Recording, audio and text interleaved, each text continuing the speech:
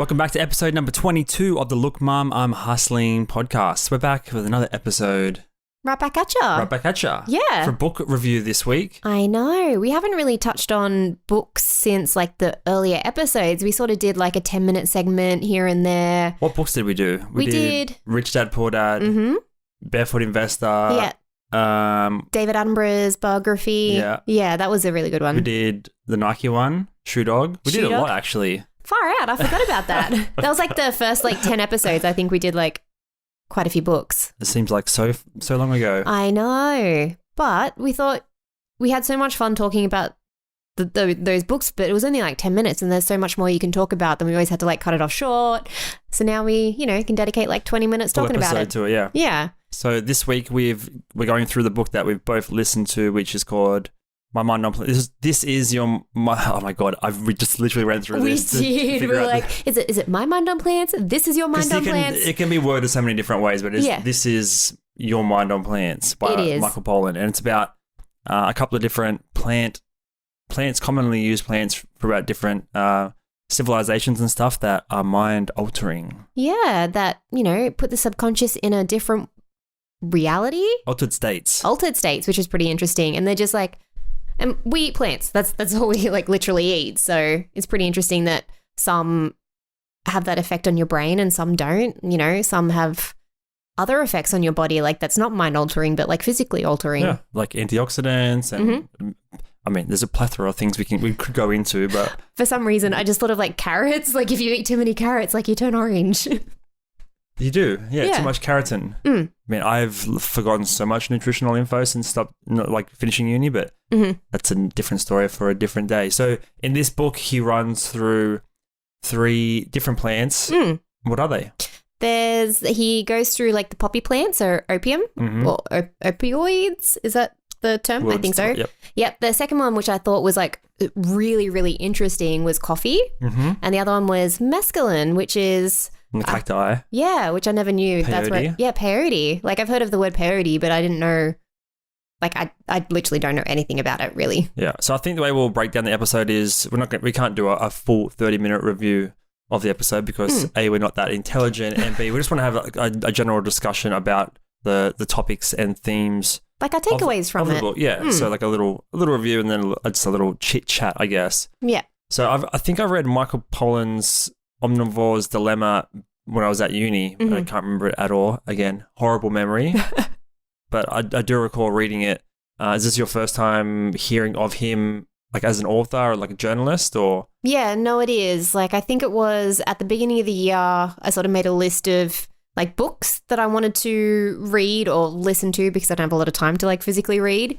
And I remember like I just literally Google search every couple of months or so and see like what's the best-selling books or the most popular ones. And his is the one that popped up, and read the biography. I thought, oh, this is quite interesting, especially like as soon as I heard the word coffee, because I drink coffee like every day. Yeah. And it'd be interesting to see like someone else's take on it, their thoughts, like what does coffee really do to your body? It does a lot. But if you have too much, sometimes you build up a tolerance. But we'll break the book down for sure. I was expecting more from this book. He's been on a few podcasts promoting it. Came out in, I think, June this year, 2021. Yeah, it's still relatively recent. And he's done a few rounds promoting it and stuff. And I'm a big fan of the like science, non-fiction science books where it's sort of you're learning a bit about history about a certain field of science. And that's what I thought I was going to get with this. But I feel like it was more of just a memoir. It was more of him just telling his own story as opposed to you get some cool facts and stuff along the way about opium and caffeine and mescaline. But it's definitely through his lens. Yeah, like it's just like his thoughts, his feelings. I've got to be honest, I wasn't feeling it 100%. The caffeine part was really interesting, the middle part of the book. But I feel like it was just recounting his journey because he's also a very avid gardener. So obviously growing plants, he's sort of grown a lot of this stuff himself. Not a lot of it, but he's grown some of it himself. But yeah, I wasn't the hugest fan of the format. I enjoy the takeaways, the scientific takeaways, and learning about the different effects and history behind the plants, but wasn't the biggest fan of like hearing about his journals and stuff. Yeah, his road to self-discovery. Well, that was like I was reading about the book. Apparently, the caffeine part is also a separate audio book. or like is like a similar one. So different. It stood that's out. why it sort of didn't match didn't too match the much. other ones, yeah. So like the other two were like more together, where the caffeine was like sort of bang in the middle because it had a different vibe compared to the rest of the It's book. kind of slotted in just because it was a plant that altered your mind. Altered your mind, yeah. It could definitely be expanded into its own book. Mm. And yeah, I feel like it was just kind of out of place. But I feel like the book was, I'm not going to like, throw things out there, ideas out there, but I feel like it was just rushed during the COVID because he kept talking about COVID and stuff throughout the book. And I feel like it was kind of just like rushed as like a COVID book. I mean, release. if you're writing it during COVID, like it's going to be front, mind and center. So it's going to be like, it's going to like affect the way that you go about things and the way you write things. So it's going to be like, probably he's going to mention it like 1,000 times because he's like That's around fair. it. Okay. Yeah. But like the first part, like the poppy part, the only thing interesting or semi-interesting was the like, is it illegal? Disparity. Isn't it illegal? Yeah. Like the how to recognize the plants. Like you can actually still grow poppies as long as you don't like cut open the seeds. So many different loopholes and like red tape and stuff surrounding like what can and can't be done or what variety or species of poppy it is. Like it's so confusing and like not something we're going to get into or not something I was particularly interested in. No, plus it's American, so it's like American laws, not Australian laws anyway. So I think we'll just skip over that completely. If you're interested in opium or poppies or anything like that, then give it a listen. But I think we're going to stick on the caffeine part for the most part. Yeah. And we'll probably skip over the mescaline stuff as well because it's not super relevant to us or our context here in Australia. Yeah, it was interesting about like the way they use it to process like trauma or like how to face things in the present. Like that was interesting about the mescaline one, but after sort of like reading the book after a few days, definitely the coffee part was the main thing that stood out. Biggest standout part for sure. Yeah, plus we love coffee. That's our thing every day. And like that's something that's super interesting to dive into. Like we've probably always loved not coffee but caffeine. Mm-hmm. So like you learn a lot of interesting facts in this book that actually hasn't been around that long. It's only been in the West since like the mid 1600s, like 1650, around that time it sort of entered England, which is only like 400 years ago. Like, and when you say 400, you're like, far out, that is not that long ago. That many generations, like average age of person is what, 80 to 100? That's only like 5 or 6 generations. And considering how long how long humans have been around for. Exactly, yeah. And we're in the tiny little fraction. Mm-hmm. Yeah. Pretty wild. Yeah. And like, I guess the introduction of that into the Western culture, just advanced technology and business and everything, agriculture, whatever, because everyone was so switched on. So obviously we're talking about caffeine. Everyone knows what caffeine is. Yeah, it gets you going. But yeah, it hasn't been around that long. And there's so much to go into. What was the most interesting fact for you that you learned about caffeine in this book? Like, there's probably like 2 sort of ones that stood out more and we can talk about it. Was just like every time caffeine sort of like touched a civilization or culture, it sort of like boosted it another level, like creativity and development wise, but also the like how it was popular in England, not tea. Like coffee was like the go-to, and it attracted, or women were banned in these coffee houses, which I thought was again interesting. Like a divide almost. Like there were the coffee drinkers and the tea drinkers, and there's still like obviously tea became the more prominent hot beverage to this day and age in England. But there was a lot of like coffee clubs and tea clubs and rivalries and stuff like that. Pretty crazy. Yeah. What about you? Like, what were the ones that you sort of like really like captured your attention? The interesting stuff is to do with just like the biochemistry and how it like it just floods all your receptors and like it stays in your system for such a long time, and the impact that it has on your sleep and your circadian rhythm.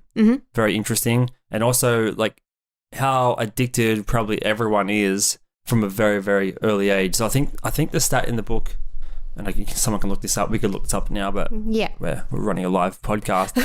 I think caffeine, the half-life is like 12 hours, something like that. Because it's like as you're sleeping, your body is like getting into the... basically, you can't really... It's not going to flush out of your system within like 24 hours. So if you have a coffee every day, or even every 36 hours, or whatever, like you're always going to have caffeine, just flooding those receptors in your body.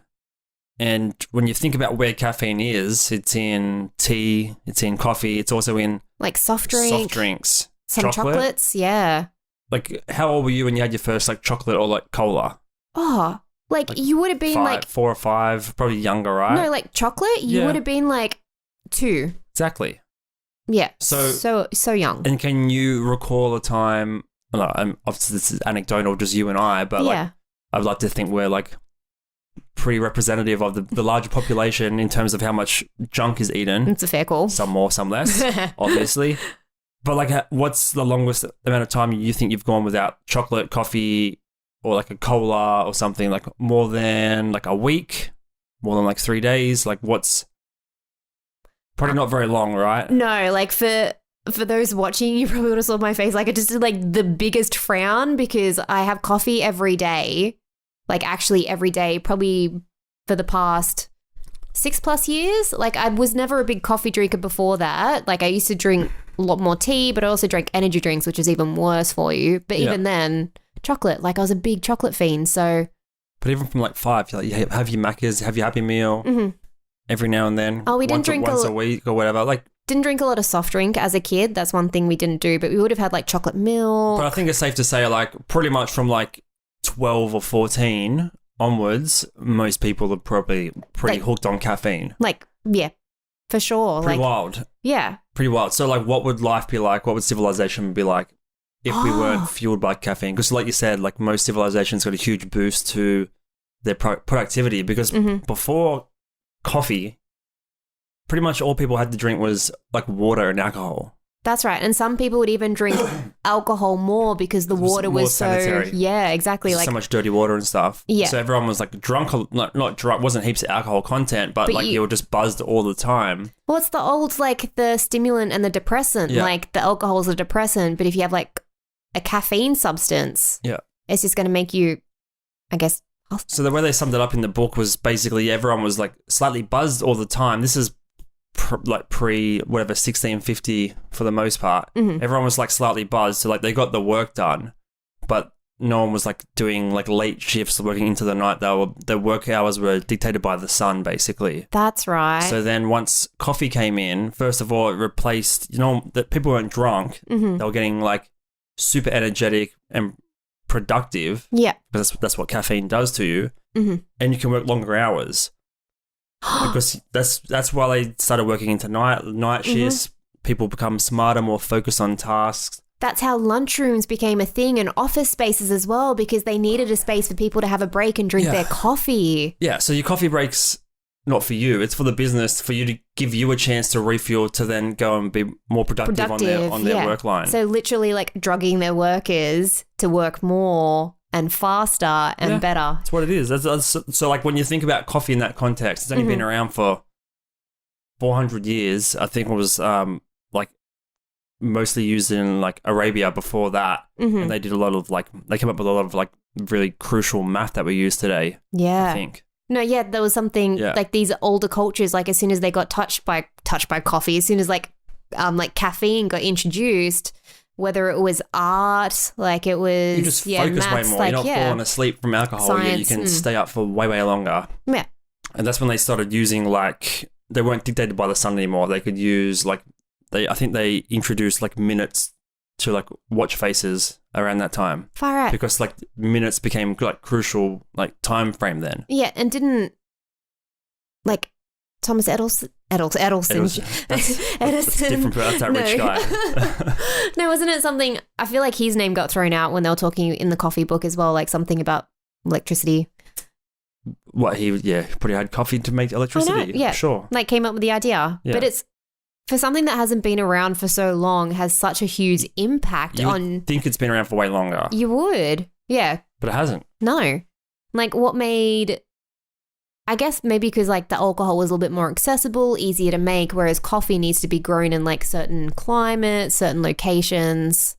So it probably wasn't until they opened up or discovered like international trade was when like all this coffee and pretty crazy. And it was just a healthier option because there's a lot of antioxidants and stuff in tea as well as coffee. Yeah. So that people were getting healthier as well and working harder. And then, yeah, here we are today. But only 400 years. Like, think about 400 years. It's not that long. No. It doesn't seem like a real statistic or number. Doesn't at all. And like you were saying before, if we didn't have like a caffeine substance, like where would we be now? Would we just be in the, Middle Ages, like just chilling in our filth? We still are. Some of us are. Speak for yourself. Hey, you shower on a regular basis. But it's wild, yeah. Like, what would you do if you didn't have coffee? Like, obviously I'd have tea, but just like if you're saying what would you do if you didn't have any sort of caffeine, you have to try and find alternative substance that could help, I guess, pick you up. Or is it, am I tired because I've always got coffee in my system and like my body is telling me drink more caffeine, you'll feel better? Yeah. I feel like we should do like a 2-week no caffeine like Michael Pollan did in the book. Oh, he did 3 months. Oh, did he? 3 months. 3 months. And then he reckons his first cup of coffee was like a psychedelic experience. Well, it would be because like imagine. He reckons he just went home and just like folded clothes, like just got rid of clothes and stuff. No, that's right. Like clear out. And he said he was a lightweight to begin with. He'd get like decafs, but yeah, as soon as he had it, he just like went into super productive mode and spring cleaned his whole entire house. Like just couldn't stop moving. But then even then he said he was like feeling anxious as well. Like he just had to keep on moving to the next thing. Like what was the next thing? He was never content. What's the most amount of coffees you've had in one day? Like 4 or 5, I would say. Like store-bought ones, like big one, like doubles. Oh, not store-bought ones. Probably like 3, I would say. You don't feel good, hey? No. Like when the coffee hits and you get like jitters, it's like, okay, I can work through this for the next hour or two. Mm-hmm. Especially on an empty stomach. But when you've hit like that next one, like it's game over. Like you can't say there's no momentum. You've gone past the point of productivity. Yeah, like you just can't focus because you're just like thinking about everything. You mentioned the balance between like alcohol and coffee, like the stimulants and depressants. Do people still drink like vodka Red Bulls? Because that used to like wreck people. That was like a big concern for people. Like a current affair would like do a news story like it's going to like kill people. These kids are going to have heart attacks on the dance floor. I don't think it would be anything to do with the vodka. I think it would be to do with the Red Bull. Like you hear more horror stories about, more horror stories about like Red Bull than vodka Red Bull together.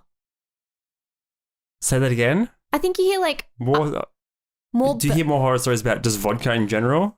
Probably. It's probably the vodka. Don't blame the Red Bull. Don't blame the caffeine. No, but those energy drinks are like, they've got super, super high content. So they're really, really bad. Like you can't, there was like that viral video that went around of like some dude that drank like, 20 Red Bulls and you could see his heart like beating out of his chest because it was just like going insane. Well, what are they, like the whole energy drink business is crazy when you think about it. Like I remember being in year 12 and like Red Bulls had like just hit the local Caltex.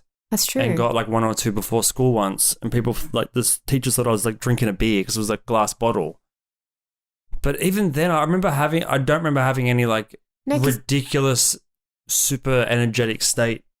Even like as my first like major energy drink at a school. Yeah. To have that much jolt of caffeine in one go, I can't recall having like a bad experience or whatever. But were you drinking coffee beforehand though? No, I didn't drink coffee until like uni, like 7-8 years ago. Did you eat a lot of chocolate? Did you have a lot of Coke? Like, did you probably like soft drink and stuff? Coke, yeah. Yeah, like if you had a lot of soft drink, then you'd probably be like semi-caffeine intolerant. But even on the bottles, it's like, have a quarter of this bottle for your daily dose. Like one serving is a quarter of this bottle. Like who's going to drink a quarter of this bottle? It's stupid. It's also for like the sugar addicts as well, if you think about it, because they're just like so high in sugar. For those that don't like coffee. But even when we were kids and we didn't have those energy drinks, we're drinking like chocolate milks. Like that's what we'll like, obviously soft drink as well, but it'd be like Fanta. I'm assuming Fanta probably doesn't have as much sugar as it did when we were drinking it. But Dino Milk, it would have caffeine in it to a degree, but then at the size of your body, you wouldn't need that much caffeine to like get some sort of hit from it. No. Do you reckon we'll caffeinate it all through, like, 'cause they pushed chocolate milk pretty hard back in the day. Yeah. Do you reckon they'll, like... They push chocolate hard on kids in general. But like what's Easter? what's the goal of, like, when you think about caffeine as a plant and like every living being evolves certain traits and like survival of the fittest, right? Yeah. Plants like they do the same thing. Exactly. Yeah. Oh, he did mention that in his book as well. Like with like coffee has probably been like one of the most successful plants because they've made, like, only does it taste good, they're making us like continually cultivate it and cultivate it. Yeah. Because we're so reliant on it now. And now we're just the plant growing gets it. to thrive. But obviously probably not grown in the best circumstances in a lot of places. Still a lot of like slavery involved with it. It's not the greatest success story in terms of humanity. And environmental issues. Try and get the environmentally eco fair trade. Well, that's something we should do as well. We only buy literally the cheapest possible stuff at the supermarket. So we can't talk. No, it's like rainforest approved. Yeah, but when it's $12 a kilo, it's rainforest approved, but it's not like certified. No people are like losing their lives over this coffee bean approved. Well, that's a fair call. All right, we'll change our coffee. Rainforest and people are different things. Like I get it. Like there's always going to be I'm not saying we're perfect, but there's always greener grass on the other side. There's always going to be a better, more sustainable option. But again, it comes down to convenience and price. And like, if we could afford super good stuff, we should probably just do it. Yeah. Unless it's the lesser of two evils and you just have to pick the lesser one. Pick the lesser one. But if you don't know until you research. No. But I'm pretty sure the cheapest bag there is not going to be the most sustainable. No. So just calling ourselves out here live on the pod. No dramas. We're continually improving human beings. That's who we are. But you got to do. Yeah. And we wouldn't be able to continually improve if we didn't have caffeine every day. Yeah, so it's wild to think that the plant has a hold of us that much. But then, like, it's for our benefit as well. Because, like, look at, like, the growth that's going on just in our lifetime. Yeah. It's what, 30 years, 10% of a little bit more percentage time that coffee's even been around. Well, it even goes back to like what I was saying before, how women were banned from a lot of those coffee houses in England when they were first introduced. Why was that? I don't know. Women were banned from a lot of things. It was just like they were men places. Yeah. And that was like a fear of these men clubs because the coffee was like such a stimulant. They would have like these engaging conversations about politics and religion and just like, you know, having these almost anti-government ideas, and then, you know, the royalty gets a whiff of it and tries to stamp it out, and, you know, in combination with like women having their own tea houses. Coffee was becoming more of like a grimy, not like grimy, subculture style. Yeah, underground sort of boys club, and then they started creating like that's when like high tea and stuff came in. It was like more of a fancy, like you said. It was like a very, you know, that royal, university college vibe. Yeah, and then the royals would be like, don't do that. So yeah, very polar opposites. Yeah, and then like because this all happened because it's like only 400 years ago, so a lot happened in that time. So with the royalty not liking that, so they obviously have people that would promote other drinks like tea, and then there would be through trade like all the information from the Asian cultures how like beneficial tea is, like that would rise in popularity like for the medicinal purposes, and yeah, and then all of a sudden England is known for tea and not coffee. And were they drinking it with milk the whole time, or was it just black? I didn't look into this. I think traditional coffee is black. I'm pretty sure. Like it depends. Like there's different types of traditional coffee. Yeah, coffee. But I don't know, maybe it's just one of those subjective things. Like some people like their coffee with milk and sugar or cream or condensed milk. When did the latte get established? That's a Google question. That's a Google question. Someone can answer that for us. Drop it in some sort of comment. Yeah. Wherever you're listening. Yeah. You know, if you're listening in the podcast version, just put it in the review. And if you're listening on... Just see one review, 1955. And then if you're watching on the YouTubes, just, drop a comment below, 1955. Drop a thumb up for how many years, what year. So if it's like 1950, just we want to see 1,950. Yeah, you can do the thumb once. Unless you make like 50,000 accounts. Just a thought. That's not a good one. So no thoughts about doing 3 months abstinence from caffeine? Like, I think it would be interesting. Even just trying for 2 weeks would be an achievement, I feel like. It would suck. Because how long would it take? It'd take a while to get fully out of your system. Well, this is like a almost addict-ish.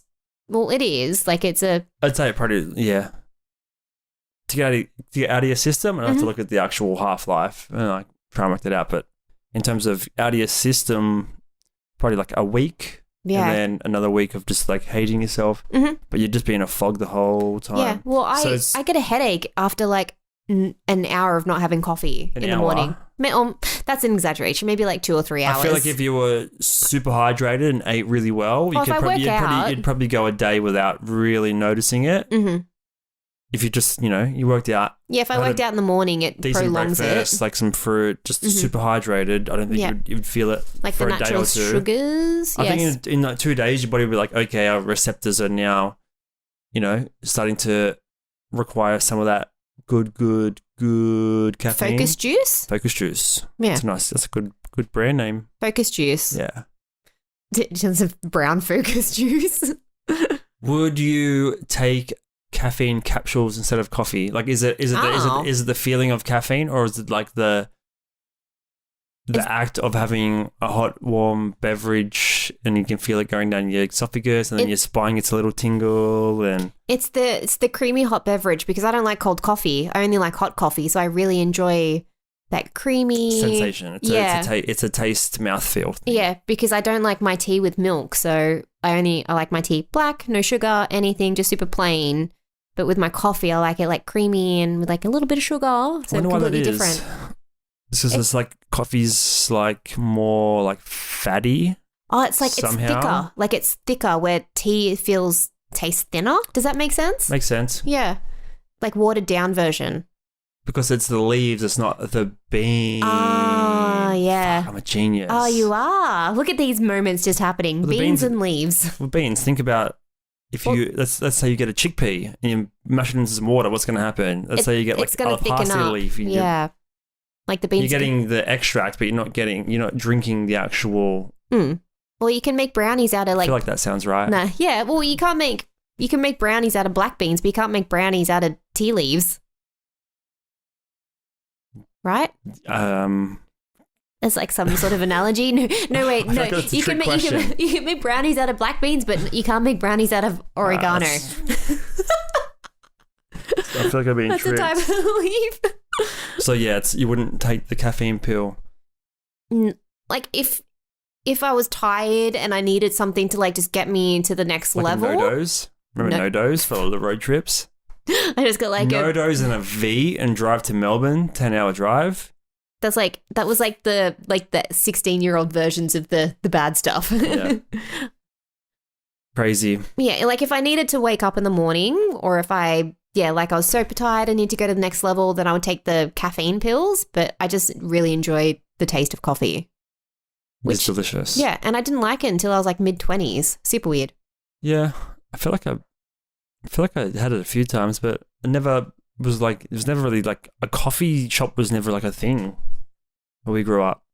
No. Like, there wasn't like a little corner store that had coffee. It was just like fish and chips and then like Kmart. Yeah, and then, coffee at the bloody petrol station. Oh, that's a new development. Oh, no, you know what? You would pass by Muffin Break and you'd see all the old ladies having their coffee or tea. Yep. And then it slowly like became like smaller mom and pops. Yep. And then, McDonald's. I would say Gloria Jean's is probably one of the first chain ones here in Australia that 100%. I'm aware of. Yeah, because the Starbucks wasn't here. So definitely Gloria Jean's. They would have all the coffee.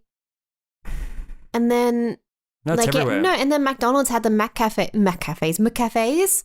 And because of Australia, McCafes are like around the world because we love our coffee so much. Like that's such an Australian staple as well. If you think about it, like Australia is known for their good coffee. I'm trying to work out how to make some sort of sustainable product with coffee bean waste. I know you can make body scrubs. You've seen like the 2 trays. He's attempted twice and it's just stayed in the tray for like we drink week. A lot of coffee and I have a whole baking tray. I'm like, I can dry this out and turn it into some sort of Because I don't know what. You can't put too much in your worm farm because it's just going to make your worms go crazy. Right? Maybe. No, because I remember you saying it's too acidic for the worms. Like you can't put too much in there. But would they get... They'd still have to be... From the coffee grounds, there'd have to be caffeine in there for sure. Could they like compost faster then if we give them coffee? They could. Like double time. Like, come on, worms, compost so we can... But they'll also die twice as fast. Yeah, they could because they... just burn out. Don't worms like live for like a ridiculously long time because they like regenerate, and when they like cut off a limb, they just regenerate all the time? When they cut off a limb, what is a worm? Not a limb, sorry. I meant just like... a worm is just like one little appendage limb. When one end gets cut off, it just regenerates, I think right? so. Yeah, so they essentially live forever. They don't live forever, no. But they would have Nothing like lives forever. That's the beauty of life. Full circle. Yeah, full circle. Beautiful. You know. All right. I think we'll wrap it up there. Yeah. Had a little deep dive into coffee. I feel like there's so much more you could go into the history of coffee, but there's only so much we can remember in a 25, 30-minute time slot. Final thoughts on the book? I would say, honestly, I mean... You can be honest. To be honest, yeah. I would say I'll leave the Amazon affiliate link in the description, but I probably wouldn't recommend reading it.